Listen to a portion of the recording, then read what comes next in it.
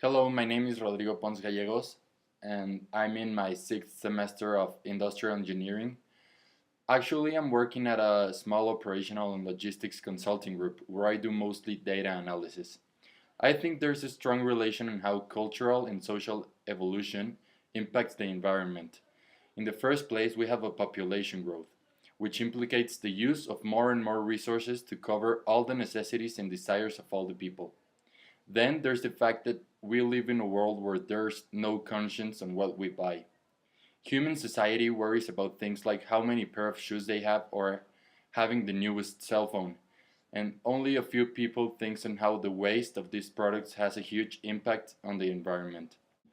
The problem is that we want these things because we feel like we belong in a certain social group or we have more value of ourselves instead of worrying about who we actually are.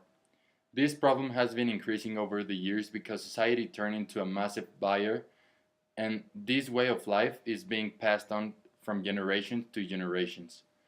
I think it's extremely important to create a conscience on what we buy, when we buy it, and how we buy it. Because people don't consider on the waste that comes off of every product they get, not only the product itself, but also the package that it comes with.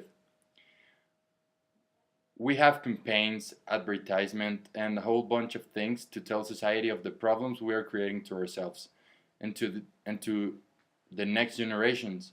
And people just keep living their lives as if nothing is really happening. We avoid the problem trying to make it go away, but we only make it worse. There's a lot of hypocrisy. Sometimes we see these campaigns and try to tell ourselves that we support these moves just so we can think better of us. But we are just lying to ourselves. When the next day starts, we continue to live life as if there was no problem at all. So I think we need a big change, and I think we have to start from the education so that we have more conscience and we make a habit out of it.